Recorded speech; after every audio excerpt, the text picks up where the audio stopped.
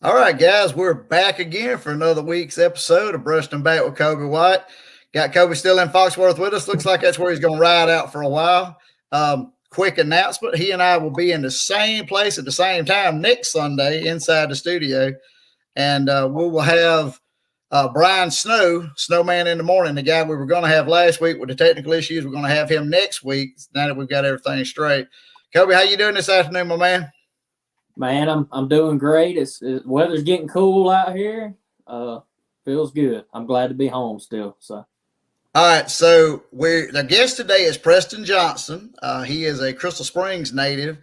He was a JUCO guy.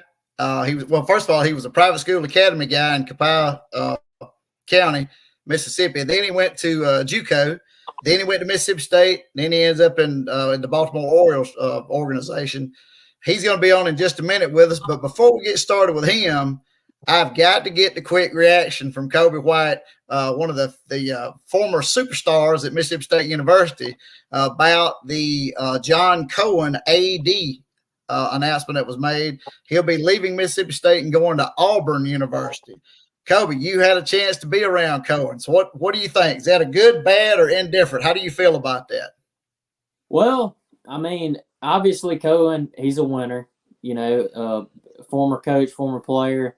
He's won. He knows how to win. At the end of the day, money talks. So obviously they threw some money at him, and he ended up leaving. And he obviously left Mississippi State a good situation. At the end of the day, it's Mississippi State, and they're going to figure out who to put in that position, and he will make whoever they put in there. I got full confidence that there'll be good hires, there'll be good decisions made, even if there's no changes. Going forward, hopefully we don't keep losing athletic directors and coaches, and I know that's part of it. And so if there's any booster with a lot of money and they want to give money away, give it to Mississippi State, and we'll pay some coaches and keep them and ADs, and because that's the nature of it. And, congrats to him. That speaks volumes of who he is as an athletic director. You got other schools reaching out, wanting you to come lead their program, especially one to the caliber Auburn has been and can be and will be. Hopefully still below us a little bit, in rankings and stuff like that. But yeah, I mean, it's kind of a scary thing because you don't know who could come in, but at the end of the day, it's Mississippi State. They're going to figure it out. Well, I hadn't had an opportunity to kind of get on Twitter or anything, check out some of the pundits that know a little more than we do about the situation. It's a money situation. I know he had to have gotten exponentially more money to go to Auburn. Auburn's in a situation right now, especially in the sports arena, that really right now basketball is all they got going. Their football team is off the rails at this point. Their men's basketball is really good.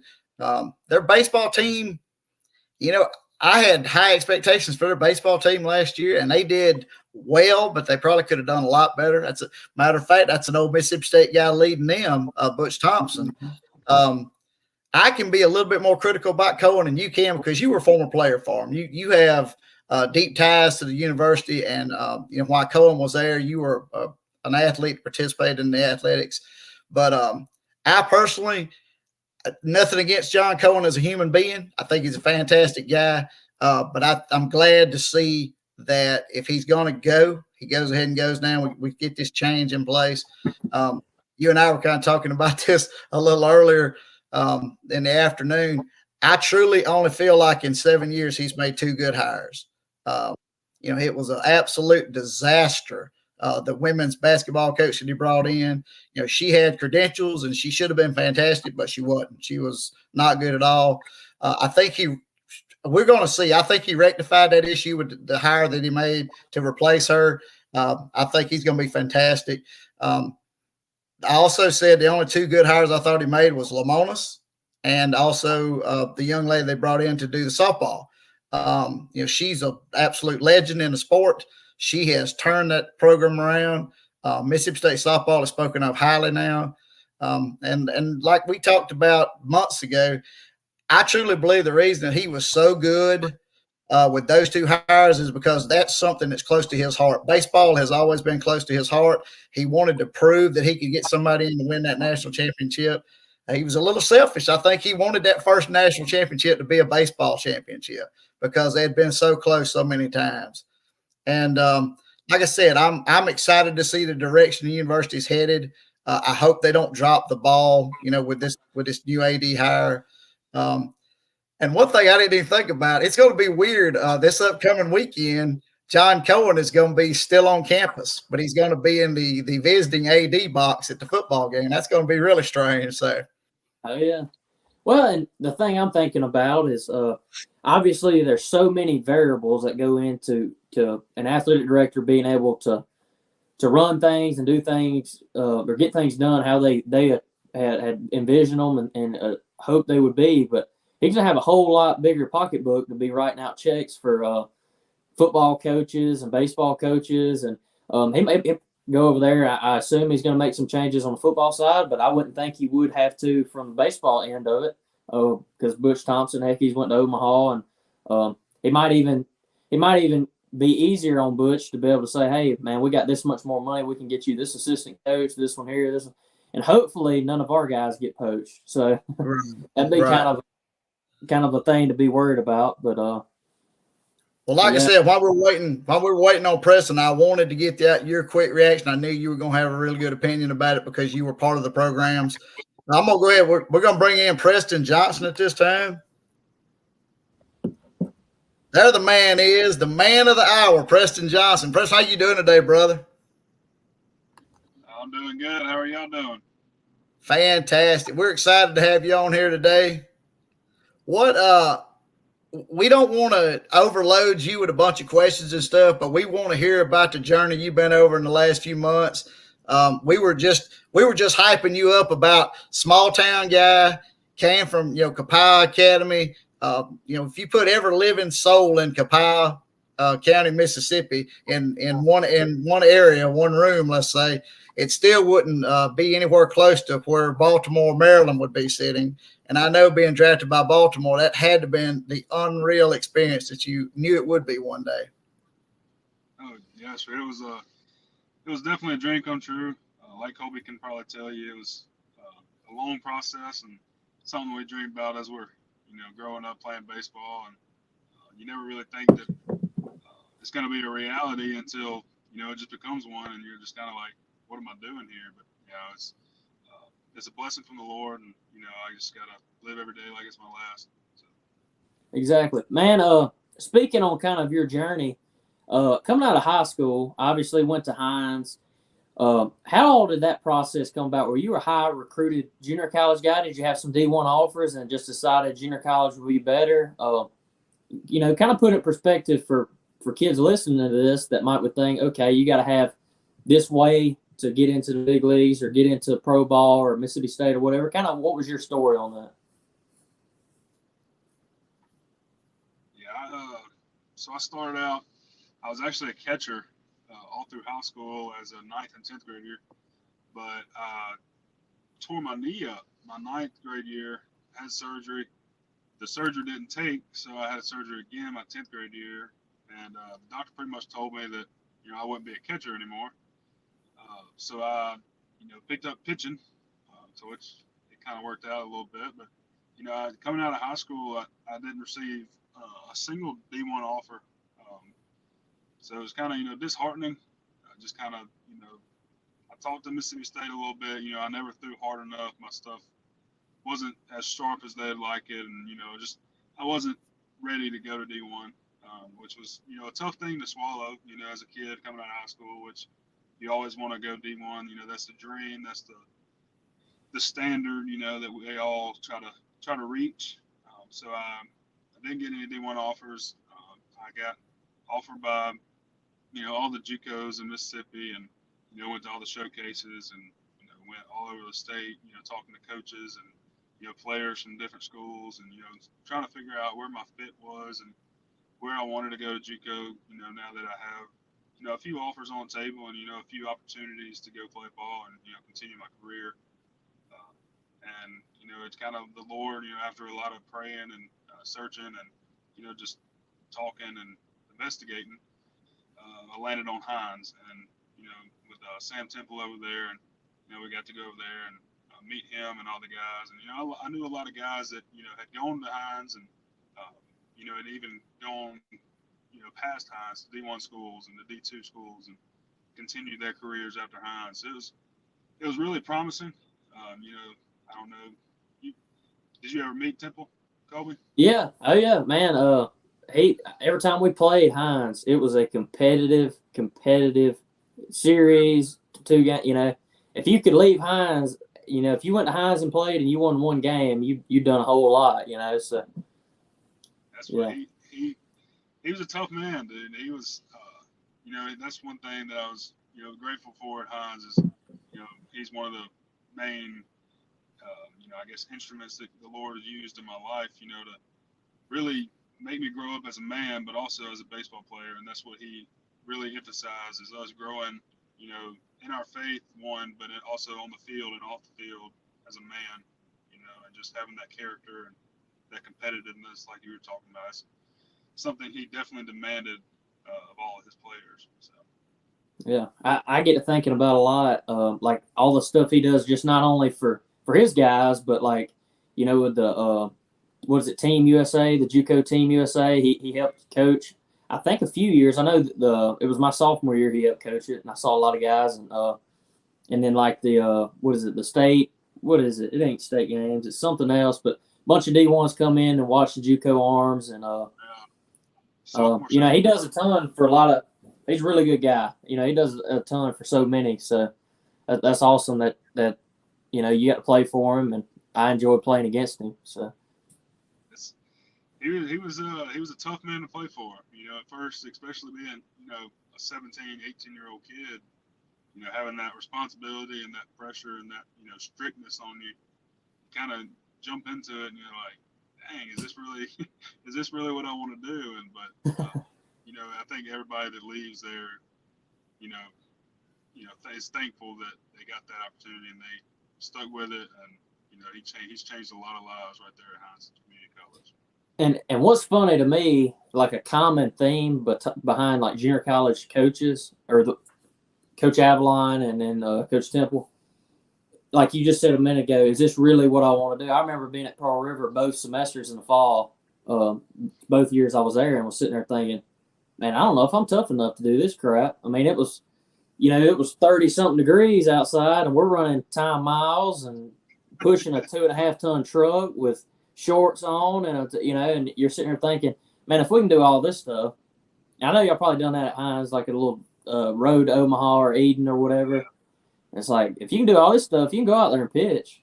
It don't matter what situation. The games were easy, man. And it made you think. I was kind of scared going to state. I'll be completely honest and transparent. I was scared to death, just because, you're at Hines, and like you said, JUCO is a whole different world. I mean, we worked hard, and there wasn't a day off, and we had something to do every day, whether, like you said, it was cold, rain, snow, sleet, anything. So I was like, if JUCO's like this, then I don't know if I'm ready for D1, but it was a good transition. Yeah, I mean, how hard of a jump? Like, if you were to compare your jump from high school to junior college, as far as the level of competition, and then junior college to Mississippi State, and then Mississippi State even into your first season of pro ball, what would you rate all those? Like, okay, this was the hardest, because obviously you got to get better at every one of those levels. Which one do you think was the most difficult?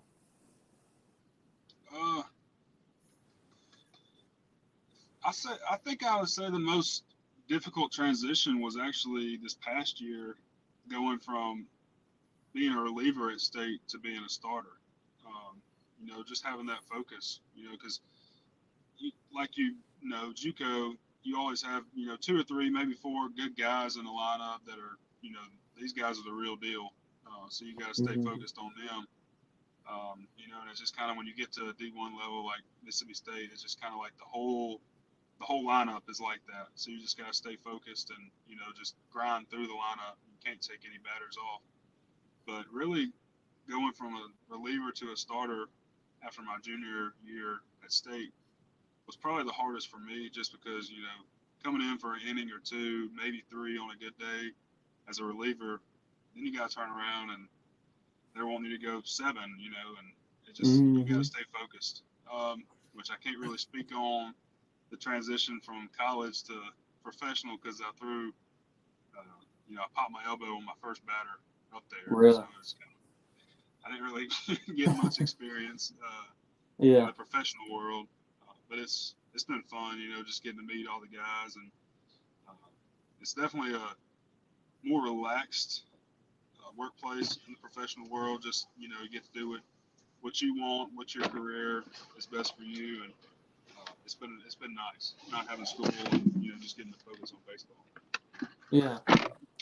Well, speaking on your injury, do you have any clue, what might have, do you think over time, is this your first Tommy John? Yeah, that's my first one. First Tommy you got any clue what it might have been? I really don't. I mean, it was one of those things. My arm was feeling great. The whole time I was with the Orioles, training, the whole plan was for us to all throw one inning at the spring training facility and then go up to the affiliate and finish the season in low A or high A, just depending on how you progressed when you got there and how much your arm was in shape. So my first inning, I just popped it. I was feeling good that day. I just threw a slider and something didn't feel right. And it was kind of like, I'm sure it's just kind of like something's wrong. Yeah.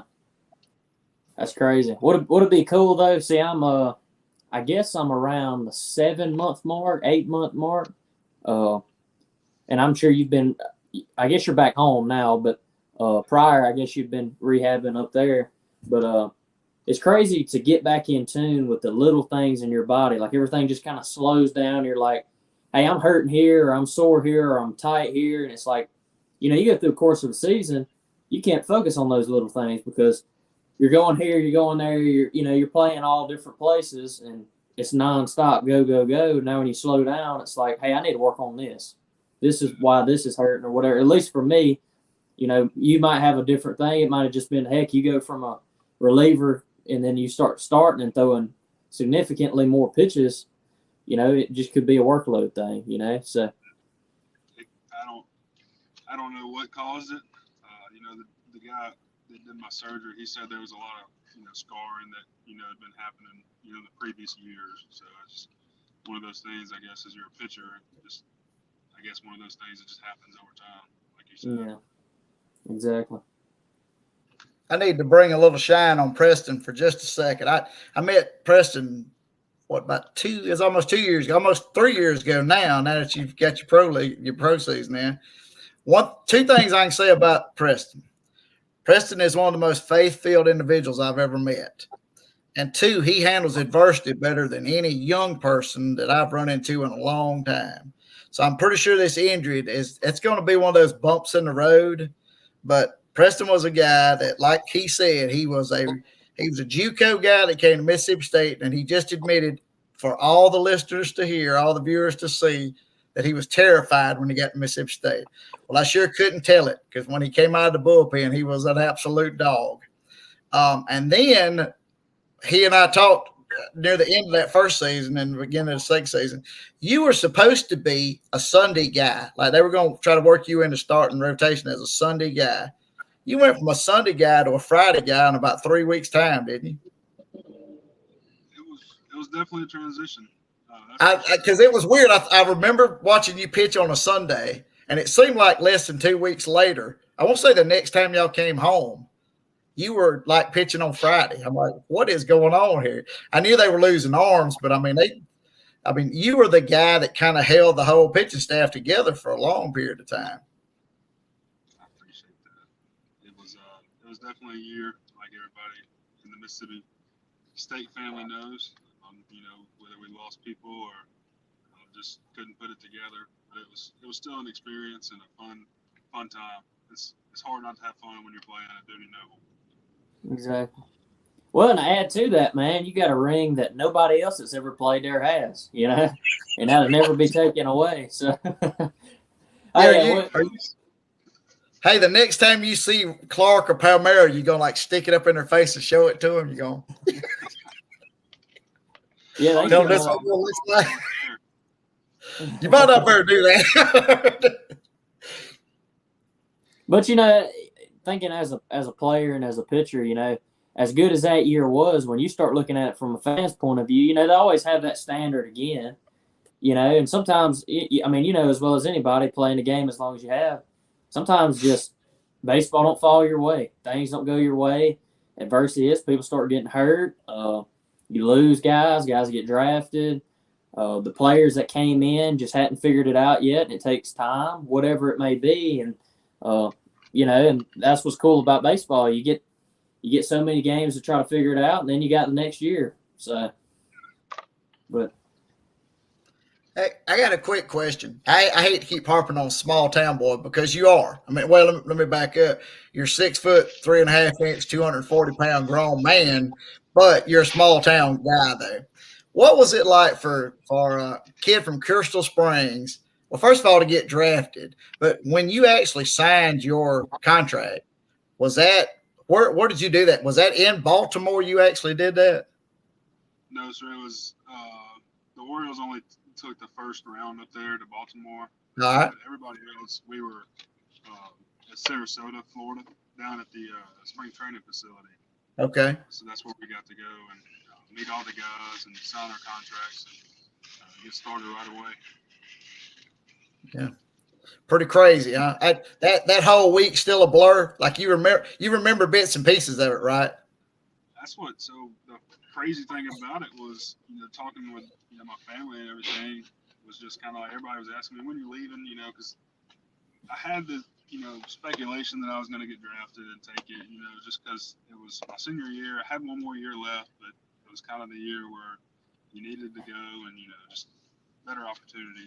So everybody was asking, when you leaving, when you taking off for Florida or Baltimore, wherever you're going, and I'm like, man, I really don't know. And I got drafted, and the Orioles guy texted me, and he said, can you jump on a call? And I said, yeah. And he called me, and I was like, so when are we leaving? When am I going to report? And he said, we'll get you a plane ticket in the next day or two. I said, oh. So it was kind of moving really fast, and I think I left 2 or 3 days after that and went down to Florida, and that was my first time actually on a plane by myself. So it was weird going through the airport and navigating all that by myself. Just kind of terrified all over again. Huh? That's right. Where'd you actually fly out of? I flew out of Jackson, Mississippi. Oh, that's a scary situation, even if you got somebody with you. So that's wild. Somewhere we stay. So, Preston, Kobe doesn't want to tell you this, but your story echoes his story so much. It's when you were telling your story, it was Kobe's story.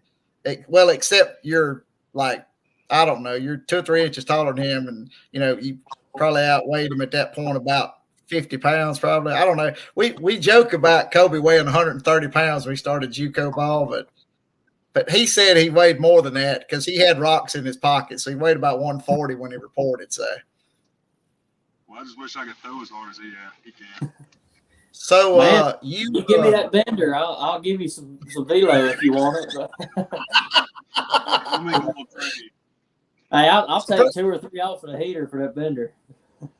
Preston, we love to ask the guests that come on. Were you a 2-sport guy? Did you play multiple sports? I did. I played baseball and football all the way through high school. I quit basketball after my 9th grade year because of my knee, unfortunately. Basketball was actually probably my favorite sport to play just because it was, I loved it. So it was kind of hard to give that up. It was one of those things where I played it knowing that I wasn't going to be, going to college for it or anything, but it was fun to play with my friends, and I kind of used it as a staying in shape tool for baseball. So it was something to keep me in shape during the winter before baseball got kicked out. You enjoyed abusing them guys in the low post. I know what you did. That's right. Man, this is a different topic, I guess, but you went to Kapai Academy, correct? So, you obviously Hunter Renfro went there. You always was he a guy that always came back around? Do you kind of know him personally, or is it kind of just a guy there? And how did that impact you want to go to Mississippi State, or did it have any impact? So where I live now and where Hunter grew up is about 1.5 miles from each other. And yeah, like you said, he came along around Kapai a lot. So I got to be around him my last 2 years of high school ball. He'd come out there and throw with us and about break your hand, like you could imagine, throwing the ball so hard. So it was fun to get to know him through high school, and that's kind of where I struck up a friendship with him, which we have a pretty good friendship. He's a good dude. Likes to do a lot of the same things as I do, hunting and fishing, and of course playing ball, which he's pretty good at. But he he's all right. he's all right. He's all right. He played with my pitching coach at Hines at Mississippi State, named Nick Amorati. He caught for State when Renfro was there, so they were good friends. And so it was even when I got to go to Hines, he would come to Hines and practice with us, and be around those guys. So I got to be around him for pretty much 4 straight years, practicing and doing all that before he went to spring training. So it was pretty cool. And like you said, it's small town, and just seeing Hunter, go through that, go through to my dream school, Mississippi State, and have my aspirations of going there and seeing him do it and go through it, even making it to the league, and doing and having the success that he has now has really shown light on the possibility and just the way that we can do it, and just having the dream come true, just having him set the standard in front of me and know that it's possible, for a small town kid to live his dream and live it out like you said. So when did it hit you that, hey, I'm going to be a professional baseball player? Like, hey, I can, that was it your like the year you got drafted at State, or did you know that in high school, or when did you kind of assume that? Honestly, it's still unreal to me now. But I think when it finally clicked with me that it might be a possibility, a shot in the dark was, I think after my freshman year of college at JUCO, Coach Temple came to me and he was like, hey, I got this guy, he's an agent for the MLB, he wants to meet with you and see what you think about maybe having him as your advisor and do all that. And I said, Coach, what do you mean? I'm in JUCO. And he's like, well, I mean, you have some MLB interest right now. And I'm like, really? Like I had no idea. So it was kind of there, and even he can tell you that I still didn't ever think that I would make it. So it was kind of, I guess, there that I was kind of like, this may be a possibility, and I need to get my butt in gear and start working hard because it's kind of fall in place. Oh yeah. So, well, they did mention it pretty frequently while you were pitching in Omaha. Every appearance you made in Omaha, somebody would mention, this kid here has got the potential to make it at the next level. This kid here has got the potential to make it at the next level. So that was what was so weird is when you came back your last year. And selfishly, we talked about this after games last year at State. We were begging you to come back. We wanted you to come back, and you selfishly took an MLB offer. I don't know what you were thinking. So, just saying, I don't wait to come out one more year, which in the long run, it worked out because you'd have come back, you'd have popped your elbow, you'd have had to sit out the whole season. So there's the Lord working again. So I'm telling you, there has been a lot of divine intervention in my career, and it's been a journey, like you said. A lot of adversity, a lot of challenges that I've had to go through and over, and it's funny to look back on it now and see how the Lord has worked in my life and in my career to get me where I'm at now, where I started. Look, I'm just glad Bianco didn't call you with an offer because me and you couldn't have been friends. That's just like Kobe. If Kobe would have signed with Ole Miss, I'd have never talked to him again. Hey, I tell you what, this is what's crazy. Duty Noble, I can't imagine how many players it has swayed from Oxford, from Baton Rouge, from Fayetteville, because you start looking around, man, there's not any close to that. Like they're not far from that, but I don't care what anybody says. There's nothing like Duty Noble, and I don't think there ever will be. I think when people think about Duty Noble, they think about the stadium and the left field lounge and just how many seats it can hold. But man, like playing in it, Duty Noble has nothing to do with the stadium. It's all about the fans, and just the friendships that you make. Like, I'd have never met Mr. William if it wouldn't have been for Duty Noble. And it's just hey, there you go. I'd have never met Preston Johnson. There you go.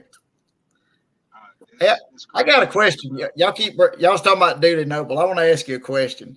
Your senior year in high school, how many folks are you pitching in front of at Kappa Academy? 150. Now, come on now, bolster the number now. Make us impressed now. You probably had 1,000, 1,500 people watching you, huh? I think the biggest crowd we probably had, it was like the second round of playoffs, and Kappa ain't been there in years, and we made it, and so everybody turned out, about the whole town. I think we had like 150 people there. So it was. Come on now. I heard that when Renfro was there, it was like 1,500, 2,000 people were showing up watching the ball games. Now that was a different story. They were good. They had fireworks. Well, sir, I don't know if you know it or not, but you're a bigger star as he is now. He's MLB. You're MLB. Not quite. Just a little bit. All right, so you leave Kappa Academy in front of 100. You pitch in JUCO. What's the largest crowd you think you ever pitched in front of? On a regular day, we might have like 60 or 65, 70 maybe. Yeah, but I mean, I'm talking about a big game. Like PRC rolls into town, #1 in the country, and y'all playing them. What we looking at? I think the biggest game we had at home, of course. I don't remember, looking around at, Jones, right. Pearl River. Right. I'd probably say maybe 2,000. Okay. Something like that. And so then you step out on the mound at Duty Noble, and you can't breathe because there's so many people there. So it was funny that I actually made my debut at Mississippi State the third week of the season at Trustmark Park because I got quarantined for close contact for Corona. So I didn't get to go to the trip to Texas. And then he did let me pitch that weekend at Tulane because he didn't think I was, in shape enough from being in quarantine. So we went to Pearl, and it kind of worked out because I had like all my family there, grandparents, aunts, uncles, cousins. And, like you said, it's just another symbol of how the Lord works in mysterious ways. Just kind of got to have my debut in front of all my family, and it gets me kind of choked up, because the one thing that I remember is, looking over at my mom and dad right after the game, and it was cool. It was cool to see them right there and that close to home. So. Man, it's something I got to thinking about, and I'm sure you probably felt this at home, but I was thinking when I roll out of here, because I remember walking through the tunnel the first game at Mississippi State, and I looked around and I was like, am I really playing here? And I had that moment where I was like, this is the most insane thing ever. You see it on TV and you can't really, and you see it from a fan's point of view. But when everybody's looking at you, it's kind of insane. But I really didn't have a nervous feeling at home. It was more of a so easy feeling because everybody's behind you. It's 14,000 people, and everyone there wants you to do good for the most part. The other team might have a few hundred or whatever, but you're throwing pitches that far off the plate, and everybody's hollering, "Come on, Blue!" It was like, man, that wasn't even close to being a strike. And then you throw it again, and it's a strike, And it's like, man, this is so easy. Did you ever have a moment like that at home where it was like, man, this is so easy to pitch? Oh, it was just about every game, unless you were doing, terrible. But like you said, like it was just it was kind of funny because you would throw a pitch and like, crap, I missed it, and then they would let the blue have it, and it's just kind of like, I almost want you to be like, tell them be quiet, you're gonna get me in trouble, you ain't gonna give me no calls, but Yeah. it was. I didn't really get nervous. I remember there was only one or two games that I would get nervous, and it was only walking out. But once I stepped on the mound, it was kind of like everything disappeared, and you were just it was just playing ball again. So. Mm-hmm. Man, I It wish was like every standing kid. on the mound in High Academy. It's like now, A little bit different than that. look, don't be disappointed now when you start pitching in front of these minor league crowds. After being at Duty Noble, don't get disappointed. Okay, It's gonna take me back to JUCO. you'll be back. Worse than JUCO. You'll be at games on the backfields, man, and you'll look at the box score at the end of the game, and it'll say today's attendance 0. There'll literally be nobody there. There won't be a single fan. Once you get up into like low A and all that, it's but because like us rehabbing coming back and all, we're gonna have to throw on a backfield in either Sarasota, Port Charlotte, whatever.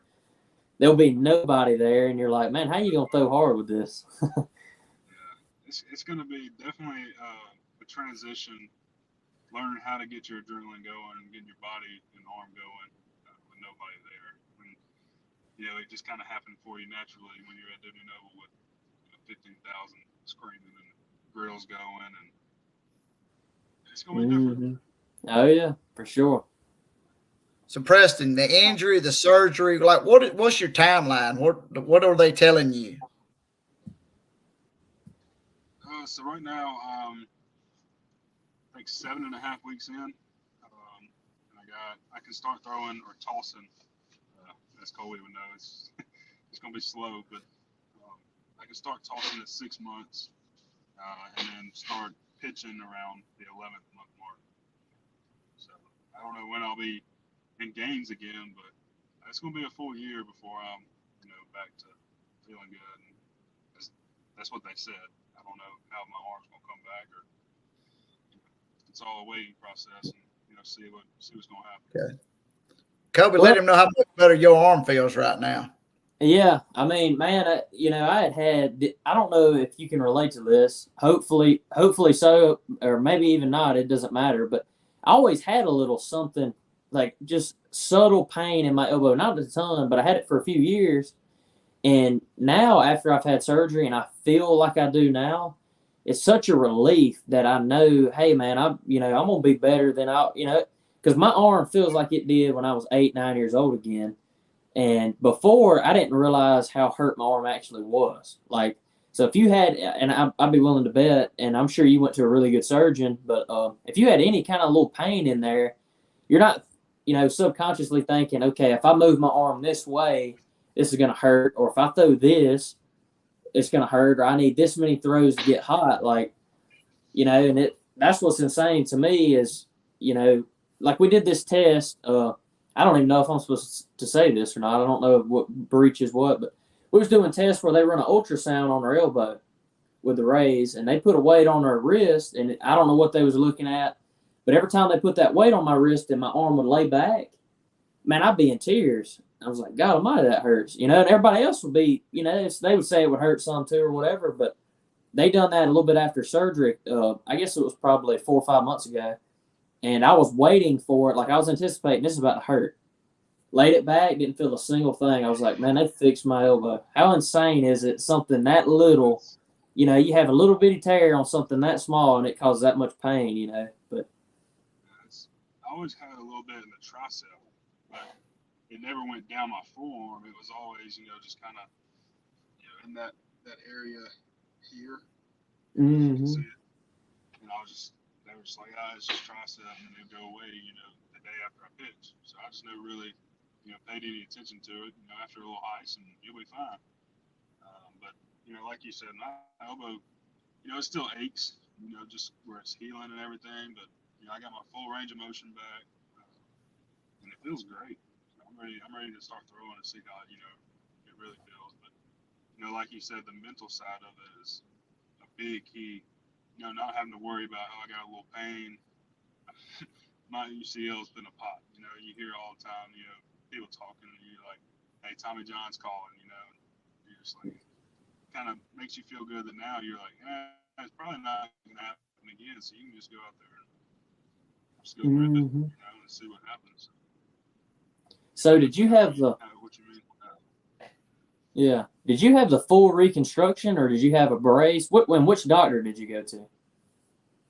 So I went to Meister in Texas. Okay. The Rangers doctor, and he did. So my ligament was almost completely torn, but he repaired as much as he could, and then they took the palmaris longus out of my wrist, and then put it in there, and then did the internal brace too. So it's, I guess you can call it, I got a triple threat in there. Hopefully it won't. Yeah. It'll be all right. So I have a buddy who actually, his name's Ian Leatherman. He's from Central Michigan, but he actually went to Meister too, and I guess he had the same exact thing you have, where the graft and the internal brace. I guess that's kind of a newer procedure they just started doing over the past several years. But yeah, man, he's felt great, and because see, I started throwing at 5 months, he started throwing at 6 months, but he was doing a whole lot more movement stuff with plyos before he started throwing. So it's kind of cool to see the variations in the surgery and what, which I wasn't able. I didn't even have the palmaris in my wrist. I had to get mine out of my foot, but it's crazy how they can get a tendon from wherever and put it in there. it's an insane thing, but it'll be cool to see the end product of it for sure. So I'm looking forward to February. I'll come off the mound. So I would think in 11 months after your surgery, you should be throwing at least light bullpens. So they said the 11 to 12 mark would be when I was, full speed, throwing against live batters at least. And they did tell me that, it's a lot of the guys that were with me right now are starting to throw at 5 months. And we asked Dr. Meister, why is mine 6 and there's 5? He's just like, pretty much told us I was new to the league. I wasn't in no rush. I'm not 25, so it's not really a rush to get back. He said, just take it easy and, ease back into it and make sure that it's all, going to be okay. All right. Well, Preston, when he gets all healed up, they said Kobe's going to have a little extra velo. So maybe you have a little extra velo. I hope so. Y'all both be hitting 100 apiece. Yeah, a little hundy. I need to catch up with him a little bit. Come on now. Yeah, but Preston's got a multitude of pitches. See, Kobe just says, forget this. I ain't working on no second pitch. I'm going to just throw it by you. Well, see, this is what was funny when I was at college. Coach Foxall, he was trying to do whatever for me to spin the ball a different way. And then every time I went in the ball game, we just kind of threw that out the window. I was just throwing fastballs, and if they started piecing me up, I got out of the ball game, So I can't tell you how many pins he would show me different grips on different stuff, and the ball would end up straight as an arrow. I'm like, I don't know. We'll just figure this out as we go, I guess. I don't know. I went through that stage. I'm telling you, man, it was after the whole time I was a sophomore and junior in college. It was just trying to find something that, was consistent and different than my curveball. Just they wanted me to have a slider, and it was just, man, it was a battle to find something that you could throw at least good or almost good every time. Just we finally found something, and then I changed it after my junior year, and it's just, I guess you could say it's work in progress, like you so it never stops. Yeah. Exactly.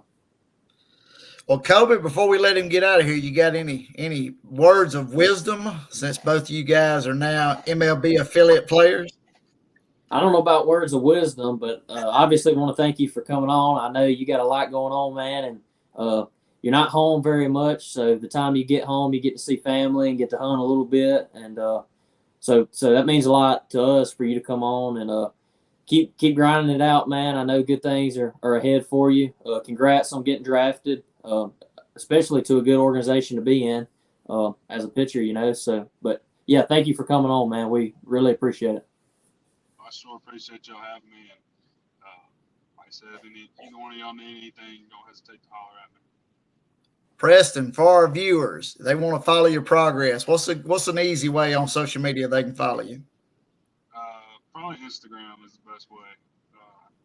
I know a lot of people message me on Facebook, and I have no idea how to work Facebook. And I see everybody at church and around at the ball fields or eating in town, and they're like, "I messaged you on Facebook," and I'm like, "I don't even use Facebook."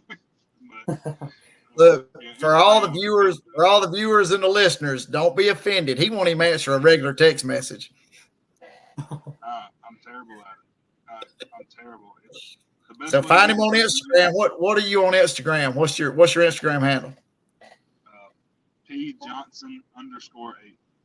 He almost forgot his Instagram handle. Did you say he had to think about it?